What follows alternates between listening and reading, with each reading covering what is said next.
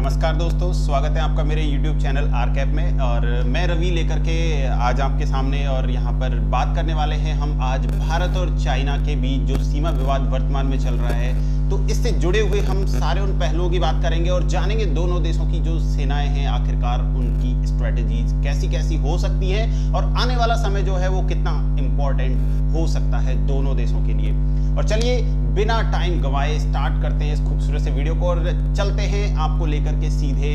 Leh Ladakh sector में और जानते हैं कि आखिरकार वहां पर क्या चल रहा है। जैसा कि सूत्रों के हवाले से खबर मिली है, ये सारी बातें हम उसी बेसिस पे करेंगे और देखते हैं कि कितनी महत्वपूर्ण ये बातें होने वाली हैं। जो जो घटनाएं हाल फिलहाल में घटी हैं, जिनमें खासकर की जो 29 और 30 अगस्त की रात को जो घटना घटी, ये काफी जबरदस्त एक तरीके से मैं ये कहूंगा कि भारतीय सेना के लिए ये बिल्कुल एक तरीके से मैं ये कहूंगा कि भारतीय सेना ने बदला ले लिया है पूरी तरीके से। और जो फिंगर वाला जो पहले विवाद था, जहां पर फिंगर 4 पर चाइनीज सैनिक आकर के बैठ गए थे और पीछे जाने को तैयार नहीं थे, तो अब ये उसी का एक तरीके से मैं ये यहां पर अगर मैं कहूं तो रिटेलिएट किया है इंडिया ने। और रिटेलिएट करके जो पेंगोंग सो लेक है उसके साउथर्न पार्ट का जो हिस्सा है वहां पर हम लोगों ने कर लिया है कब्जा और पहले से जो इक्विपमेंट्स लगे हुए थे चाइनीज सैनिकों के उनको उखाड़ दिया है। और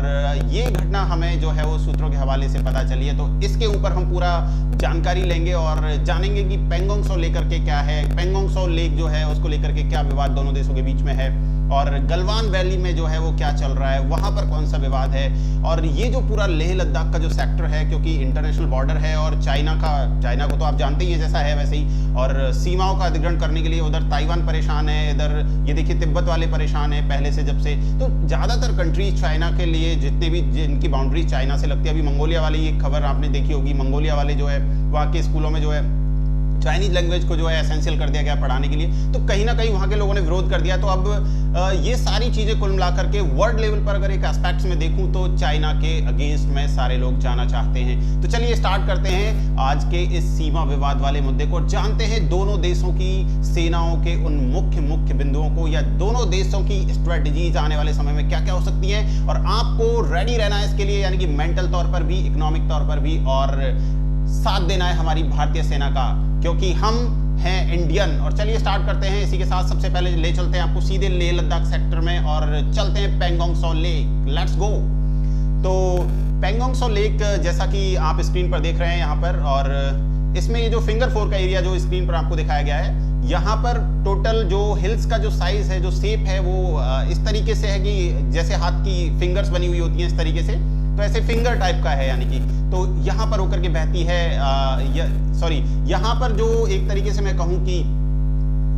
यहाँ पर आपको ये पूरी जो लेक है वो लगभग उसका जो एरिया है वो 135 किलोमीटर से भी ज़्यादा है। और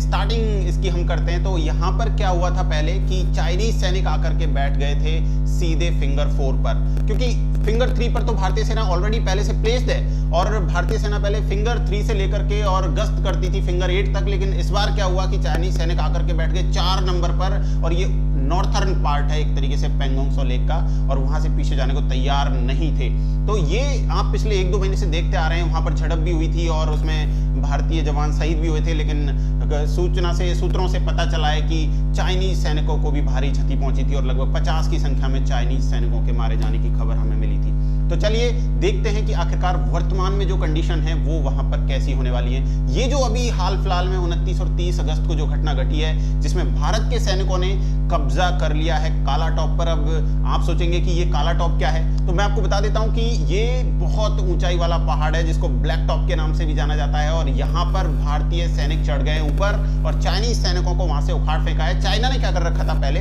1962 में जब हमारा वार हुआ था, तो ये इलाके सारे चाइना के कब्जे में, हमारे ही थे, ये इलाके हमारे ही थे, एरिया हमारा ही है पूरा। लेकिन चाइना ने क्या किया कि वहां से आकर के सीधे बैठ गए ब्लैक टॉप के ऊपर और ये सब, यानी 1962 में जो कंडीशन थी, यानी कि हथिया लिया था हमारा एरिया। तो वर्तमान में पहली बार 1962 के बाद में भारतीय सैनिक के ब्लैक टॉप पर चढ़ गए हैं। ये सबसे ऊंचाई वाला इलाका है। अच्छा, भारतीय सेना की एक खास बात यहाँ पर जो मेरे को देखने को मिलती है, उसमें रणनीतिक पहलू जो है वो ये है कि नॉर्थर्न पार्ट में जब चाइनीज सैनिक फिंगर 4 से पीछे जाने के लिए तैयार नहीं है, तो भारतीय सेना ने क्या किया, चुशूल सेक्टर से एंट्री की। और जैसे ही भारतीय सैनिकों को पता चला कि चाइनीज सैनिक आ रहे हैं उधर से ब्लैक टॉप पर चढ़ने के लिए कुछ गाड़ियां देखी, तो इन्होंने फटाफट से SFF, इसके बारे में भी वीडियो में बात करेंगे, लेकिन लास्ट में तो जो हमारी स्पेशल फ्रंटियर फोर्स है, इसको दिया गया एक जिम्मेवार एक तरीके से मैं कहूंगी कि एसएफएफ को दी गई जिम्मेदारी, और एसएफएफ ने उसको निभाया बखूबी तरीके से और हम लोगों को गौरवान्वित कर दिया ब्लैक टॉप पर फतेह हासिल करके। यहां पर चाइना क्या करता था, यहां पर चाइना ने अपने ट्रैकर, जीपीएस सिस्टम, कैमरा और ये सब फिक्स करके रखे हुए थे इस हाइट पर। वहां से वो चुसूल सेक्टर जो हमारा, जहां पे हमारी हवाई पट्टी भी है, दौलत बे गोल्डी जिसके आप जानते हैं, तो पूरे चुसूल सेक्टर पर चाइना वाले जो है वहां से आसानी से नजर रख सकते थे, क्योंकि पहाड़ों में आप जानते हैं कि अगर आप हाइट्स पे हैं तो आपको सीधा सीधा सा उसका बेनिफिट मिलेगा। तो यही करना चाहते थे। एक तरफ तो चाइना जो है वो वार्तालाप कर रहा है उधर ब्रिगेडियर लेवल की, जनरल लेवल की, और बाद में रात में अपने सैनिक भेज करके जो है ब्लैक टॉप के ऊपर चढ़ा रहा है। लेकिन जैसे ही भारतीय सेना को पता चला तो भारतीय सेना ने बदले में रिटेलिएट किया और ब्लैक टॉप से लेकर के मैं कहूं कि रेकिन लॉ तक अब जो इलाका है, southern part of the Pangong so lake, अब ये हमारे कब्जे में है। और एक तरीके से मैं ये कहूंगा कि रणनीतिक तौर पर भारत की बहुत ही जबरदस्त यहां पर जीत हुई है। और ये घटना जो है, ये यहाँ पर जो पहले वहाँ वैली में, जो गलवान वैली के अंदर जो घटना घटी थी, उसके बाद भारतीय सेना का मनोबल बढ़ाने वाली है। और वर्तमान में मैं आपको बता देता हूँ कि यहाँ पर लगभग 20,000 सैनिक जो है वो तैनात हैं, और लगभग पूरे इस इलाके में भारत ने 60,000 सैनिकों की तैनाती कर दी है, ऐसा सूत्रों के हवाले से मैं आपको बता रहा हूं। और जैसा कि भारत के गृह मंत्रालय से जो भी सूचनाएं आ रही हैं, तो उनमें से मैं आपको थोड़ा सा बता देता हूं कि आने वाले समय में ये इलाका जो है वो सेंसिटिव रहने वाला है। और जैसा कि आप देख रहे हैं, यहाँ पर भारतीय सेना अध्यक्ष जो हैं वो बयान देते नजर आ रहे हैं, और वो लोग कह रहे हैं कि हम पूरी तरीके से तैयार हैं। अगर चाइना किसी भी तरीके की कोई गलती में, गलतफहमी में है, तो वो ये ना समझे कि यहाँ पर सिचुएशन सब ये हैं। और इंडियन जो आर्मी है वो पूरी तरीके से रेडी है। और मैं आपको बता देता हूँ कि not only in Leh Ladakh sector, ये पूरा जो बाउंड्री लाइन है, पूरा जो इंटरनेशनल बाउंड्री लाइन है चाइना के साथ जो इंडिया का लगता है, हमारी सेना इस बार पूरी तरीके से रेडी है। और चलिए आगे बात करते हैं आपको। और ये तो था हमारा पेंगोंग शो लेक का जो मुद्दा था, वो तो पेंगोंग शो लेक में रिटेलिएट किया, और रिटेलिएट करके हमने ब्लैक टॉप से लेके रेकिन लॉ तक जो पूरा एरिया है, जो हाइट्स के पहाड़ हैं, उन पर हम चढ़ चुके हैं। और अब वहां से हमें पूरा चाइनीज सैनिकों की तरफ का जो एरिया है वो पूरा नजर आ रहा है। यानी कि अगर वो लोग उधर से उन लोगों ने अपने टैंक प्लेस किए हुए हैं वहां पर, उन्होंने एक तरीके से, मैं आपको ये बताऊं कि दोनों जो सेनाएं इस जगह पर गन पॉइंट पर हैं, यानी कि अगर एक दूसरे के सामने फायर करें तो उस पोजीशन में दोनों सेनाएं खड़ी हुई हैं। और कंडीशंस आगे आने वाले टाइम में हो सकता है कि एक शॉर्ट टाइम के लिए यहाँ पर आपको एक लिमिटेड एरिया वॉर देखने को मिले, ये स्ट्रेटेजीज हो सकती है, लेकिन ये सारी बातें हम केवल एस्टिमेशन के तौर पर आपको बता रहे हैं। और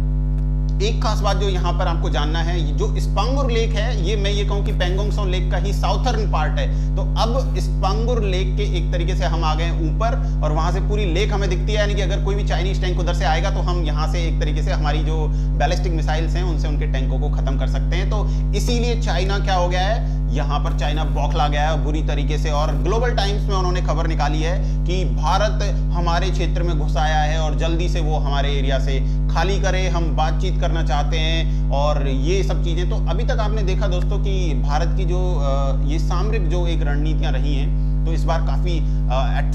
अट्रैक्टिव मैं कहूंगा, और काफी एक तरीके से एंथुजियास्टिक मेरे को लग रहा है कि इमीडिएटली आप फास्ट, यानी सेना को सारे चांसेस दिए गए कि आप पीछे नहीं। तो ये होना भी चाहिए, क्योंकि देखिए किसी देश की संप्रभुता होती है उसकी रक्षा करना सेना की जिम्मेदारी है, और भारतीय सेना ने इसे बखूबी किया है। और इसके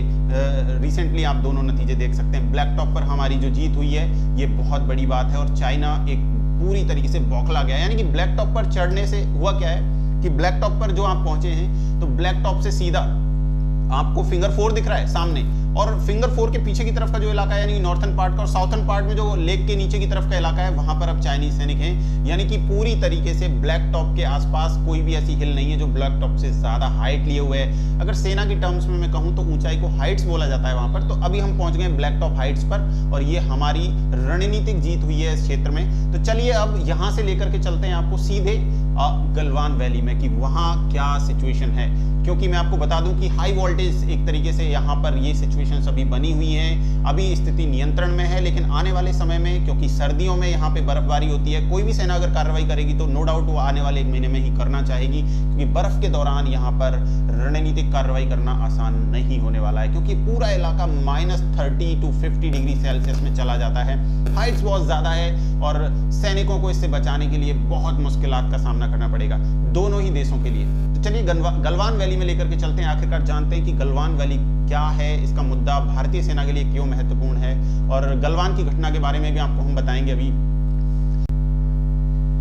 तो आइए लेकर के चलते हैं आपको सीधे गलवान वैली में और दिखाते हैं कि वहां क्या हो रहा है, और जानते हैं गलवान वैली की सामरिक महत्व को कि क्या वैल्यू है, रणनीतिक तौर पर ये मुद्दा कितना अहम होने वाला है भारत देश के लिए, भारतीय सेना के लिए। और गलवान वैली जो है ये सियोक नदी की सहायक नदी है, और जिस पॉइंट पर ये इससे मिलती है लगभग ये वहीं की घटना घटी थी जहां पर हाल ही में एक झड़प के दौरान 20 भारतीय सैनिक शहीद हो गए थे और लगभग 50 चीनी सैनिकों के मारे जाने की खबर सूत्रों के हवाले से हमें मिली थी। तो देखते हैं, सियोक नदी जो है ये माउंटेन रेंज यानी हिमालय पर्वत से निकलती है, और इस इलाके में बहने के बाद ये सीधी सिंधु नदी में जाके मिल जाती है। गलवान वैली इसकी हेल्पिंग रिवर है, और यहाँ होकर के खींची गई है लाइन ऑफ एक्चुअल कंट्रोल। और लाइन ऑफ एक्चुअल कंट्रोल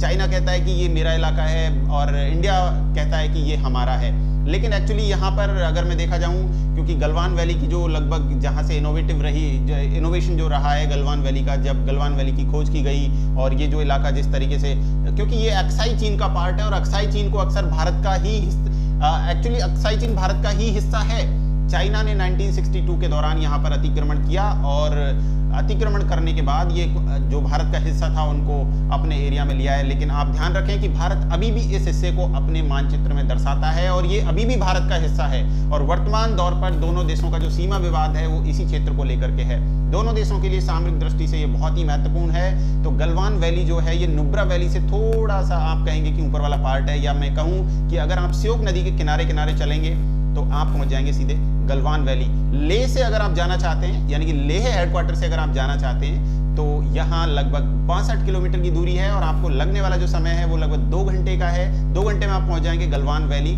और क्योंकि सैन्य क्षेत्र का इलाका है तो आपके लिए ये इतना आसान नहीं। यहाँ पर भी विवाद रहा है भारत और चाइना के बीच में, तो ये भी इंपॉर्टेंट है, क्योंकि चाइना चाहता है कि गलवान वैली में वो हाइट्स पर रहे, और क्योंकि यहाँ होकर के जो दौलत बेग ओल्डी को कनेक्ट करता है हमारा हाईवे जो सियाचिन तक जाता है, उस पे पूरी नजर रखी जा सकती है गलवान वैली से। इसी वजह से यहाँ पर ये झड़प जो है वो हुई थी, और ये इलाका भी दोनों के लिए यानी दोनों देशों के लिए बहुत सामरिक महत्व रखता है। अब आपको सीधे लेकर के चलते हैं हम गलवान के बाद में सीधे पेंगोंग शो लेक से नीचे अगर हम आएंगे तो यहाँ पर हम दुर्गोत्सव हमारा यहाँ पे एरिया, और इसके अगर हम नीचे चलेंगे तो यहाँ पर जो है एक तरीके से मैं कहूँ कि आप सीधे पहुँच जाएंगे डेप्सोंग पर। ये 3-4 पॉइंट ऐसे हैं, और पेंगोंग शो लेक के साइड में ही हमारा जो मेन एरिया है जिसको हम चुशुल सेक्टर बोलते हैं, ये यहाँ पर रणनीतिक जो वार्ताएं रही हैं हाल ही में भारत और चीन की सेना के बीच में, वो लगभग यही चुशुल में ही हुई थी। और एक तरीके से जो ये कहूँ कि चुशुल भारत के लिए बहुत इंपॉर्टेंट है, क्योंकि इसके साइड में ही हमारी हवाई पट्टी बनी हुई है, और अगर कभी भी कुछ होता है यहाँ पे, मान लीजिए कि युद्ध के हालात बनते हैं, तो ये एरिया हमारे लिए बहुत महत्वपूर्ण होने वाला है। क्योंकि आपको फ्लाइट्स के लिए कहाँ जगह, तो यहीं से आपकी जो एक तरीके से फाइटर प्लेन्स वगैरह हैं, जेट वगैरह हैं, तो उनके लिए यहाँ पर ये हवाई पट्टी काम आने वाली है। तो क्योंकि ब्लैक टॉक पे हमारा कब्जा हो चुका है, अब चुशुल सेक्टर हमारे लिए एकदम सेफ हो चुका है, और भारतीय सेना ने यहाँ पे डिप्लॉयमेंट कर दिया है बढ़ा करके लगभग 60,000 सैनिकों का, और हम किसी भी स्थिति से निपटने के लिए तैयार हैं। और अब चलते हैं डेप्सोंग की तरफ। डेप्सोंग में हालात सेम इसी कंडीशन में है। चाइना कहता है कि डेप्सोंग का एरिया जो है वहाँ भी एलओसी को लेकर के उनके मन में ये है कि नहीं, यहाँ भी इंडिया ने ये कर रखा है, जबकि मेरे हिसाब से जहाँ तक मुझे समझ में आता है कि ये अक्साई चीन का पार्ट है, और अक्साई चीन भारत का हिस्सा था। 1962 के वॉर में चीन ने यहाँ पे अतिक्रमण किया, और चीन की हमेशा से ये रणनीति रही है कि वो अतिक्रमण करे, जैसा कि आप तिब्बत के मामले में देख सकते हैं, ताइवान के मामले में देख सकते हैं। और लेकिन फिर भी कोई भी देश जहां तक अपनी अंतरराष्ट्रीय पहचान बनाने को लेकर के भी कभी कभी सामरिक तौर पर इस तरीके की घटनाएं कर देता है, ठीक है। और वैसे भी हाल ही में चाइना की अगर पृष्ठभूमि को देखा जाए तो कोविड-19 को लेकर के बिल्कुल इसकी छवि पूरे विश्व स्तर पर खराब हो चुकी है। अब चलिए आपको सीधे हम इस सीमा विवाद से जोड़ते हैं, और भारत की जो चीन के साथ लगभग 3,500 किलोमीटर से भी ज्यादा लंबी जो अंतरराष्ट्रीय सीमा लगी हुई है, जिसको मैकमोहन लाइन के नाम से भी आप कॉल करते हैं, ये पूरे का पूरा, क्योंकि गृह मंत्रालय से खबर मिली है कि पूरी सीमा पर रेड अलर्ट कर दिया गया है जारी, और यहाँ पर भारतीय सेना किसी भी कंडीशन में लोहा लेने के लिए तैयार है। और अब वो इंडिया नहीं है जो पहले जैसा था, हम 2020 में हैं और हम रेडी हैं किसी भी कंडीशन में। मैं आपको बता देना चाहता हूं कि टेक्नोलॉजी और एयर फायर में नो डाउट कि चाइना की सेना हमारी सेना से हो सकता है थोड़ी बेहतर हो, लेकिन अगर थल सेना की बात की जाए तो जमीनी युद्ध में हम चाइना को कभी नहीं जीतने देंगे, क्योंकि हमारे सैनिकों के अंदर हाइट्स पर लड़ने की प्रैक्टिस बहुत ज्यादा है। और दूसरी चीज कि भारतीय सैनिक की जांबाजी पूरी दुनिया में जो है लोहा मनवा चुकी है। तो थल सेना के मामले में हमारी सेना कहीं आगे है चाइना से और हम कहीं पीछे नहीं हटने वाले हैं। तो चलिए अब हम इस वीडियो में आगे आपको बताते हैं कि आने वाले समय में कौन कौन सी ऐसी चीजें हैं जो हो सकती हैं दोनों देशों की तरफ से। तो चलिए सबसे पहले स्टार्ट करते हैं इस वीडियो को और जानते हैं हम कुछ खास बातें जो इंटरनेशनल लेवल पर, या मैं ये कहूं कि अमेरिका के गृह मंत्रालय से खबर आई है और पेंटागन ने ये रिपोर्ट दी है कि चाइना की जो सेना है वो विश्व की एक तरीके से मैं कहूं सबसे बड़ी नेवी अपने पास रखती है। और जहां तक बैलिस्टिक मिसाइल्स का सवाल है तो लगभग 1250 मिसाइल चाइना अपने पास रखता है, क्योंकि आए दिन आप देखते होंगे बैलिस्टिक मिसाइल्स के परीक्षण वो करता रहता है। नेवी की बात करें तो दक्षिणी चीन सागर को आप नहीं भूल सकते। दक्षिणी चीन सागर में चाइना हर छोटे मोटे कंट्री को धमकाता रहता है और कहता है कि ये दक्षिणी चीन सागर मेरा है, ओनरशिप जताता है अपनी और जबरदस्ती अधिग्रहण की बात करता है। लेकिन इंटरनेशनल लेवल पर अगर देखा जाए तो दक्षिण चीन सागर में चाइना, क्योंकि दक्षिण चीन सागर में फिलहाल भारत ने भी अपना एक युद्धपोत भेज दिया है, अमेरिका के युद्धपोत यहाँ ऑलरेडी पहले से तैनात हैं, ऑस्ट्रेलिया के युद्धपोत यहाँ पहले से ही तैनात हैं, यानी कि पूरे वैश्विक तौर पर चाइना को घेरने की पूरी रणनीति तैयार की गई है। क्योंकि चाइना की जो स्ट्रेटजीज है, चाइना चाहता है कि वो वर्ल्ड पावर बने, वो नंबर 1 पे आए। अभी आपको मैं बता देता हूँ कि हाल ही में जो ग्लोबल फायर पावर की रिपोर्ट आई है तो FPV यानी कि जो GFP है ग्लोबल फायर पावर है, तो ग्लोबल फायर पावर की जो रिपोर्ट है वो ये कहती है कि विश्व में सबसे बड़ी सेना या सबसे ताकतवर सेना जो है वो अमेरिका की है, उसके बाद रशिया की है, लेकिन नंबर 3 पर पहुंच गया है चाइना। और वर्तमान में जो उसकी जो खबर है वो बहुत चौंकाने वाली है या पूरे विश्व को चिंतित करने वाली है। चाइना चाहता है कि वो सीधा नंबर 3 से चला जाए नंबर 1 पर, और इसी को लेकर के मैं आपको बता देता हूं कि चाइना के पास लगभग वर्तमान में 200 परमाणु हथियार हैं, ठीक है ना। और वो चाहता है कि आने वाले समय में इनको 400 कर दिया जाए। और वहां के राष्ट्रपति शी जिनपिंग जो हैं उन्होंने एक लक्ष्य डिसाइड किया है कि 2049 तक यानी 2049 तक हम विश्व लेवल पर विश्व स्तरीय सेना बनाएंगे। ये अभी पता नहीं चला है कि ये विश्व स्तरीय जो सेना चाइना बनाने वाला है ये आखिरकार इसका कॉन्सेप्ट क्या है, विश्व स्तरीय का यहाँ पे मीनिंग क्या है। तो चलिए आइए और आपको लेकर के चलते हैं सीधे हम यहाँ पर भारतीय सेना की उस बेहद जांबाज टुकड़ी की तरफ, या मैं उस कहूं कि उस बेहद जबरदस्त जांबाज पार्ट की तरफ जो भारतीय सेना का हिस्सा है, जिसको हम जानते हैं SFF के नाम से। यानी कि अगर मैं कहूं तो यहाँ पर स्पेशल फ्रंटियर फोर्स, इसका गठन 1962 में किया गया जब भारत का चाइना के साथ युद्ध हुआ था। उस जमाने में 1962 में पहली बार इसको गठित किया गया, और जब इसको गठित किया गया तो पहले इसमें सिर्फ और सिर्फ तिब्बतियों की भर्ती होती थी। वर्तमान में इसमें गोरखाओं की भी भर्ती की जा रही है, ठीक है ना। और सबसे पहले इसका जो नाम रखा गया था, यहाँ पर जो नाम दिया गया था, तो नाम दिया गया था एस्टेब्लिशमेंट 22। एस्टेब्लिशमेंट 22 के नाम से भी इसको स्टार्टिंग में जाना गया। इसकी वजह बने थे माननीय मेजर जनरल सुजान सिंह उबान, क्योंकि सबसे पहले इन्होंने एक तरीके से मैं कहूँ कि लीड किया था यहाँ पर हमारी 22 माउंटेन रेजिडेंट्स को। तो इन्होंने जब ये नाम प्रस्तावित किया कि यहाँ पर जो हमारी ये SFF स्पेशल फ्रंटियर फोर्स होने वाली है, इसका नाम शुरू में यहाँ पर रखा जाएगा एस्टेब्लिशमेंट 22। आपको बता देते हैं कि ये भारतीय सेना के अंडर में नहीं है, ये सीधे PMO के अंडर में आते हैं। यानी कि ये जो सैनिक होते हैं ये बहुत हाईली ट्रेंड होते हैं और सीधे PMO से इनका संपर्क होता है, यानी कि वहां से ये आदेश फॉलो करते हैं। और एक तरीके से मैं बता दूं आपको कि महानिरीक्षक जो पद होता है, इस लेवल का अधिकारी जो है इनका मुख्य एक तरीके से इनको कमांड करता है। और यहाँ पर जो SFF है इसका, यानी कि जो स्पेशल फ्रंटियर फोर्स की मैं बात करूं, जिन्होंने हाल ही में ब्लैक टॉप पर कब्जा किया है,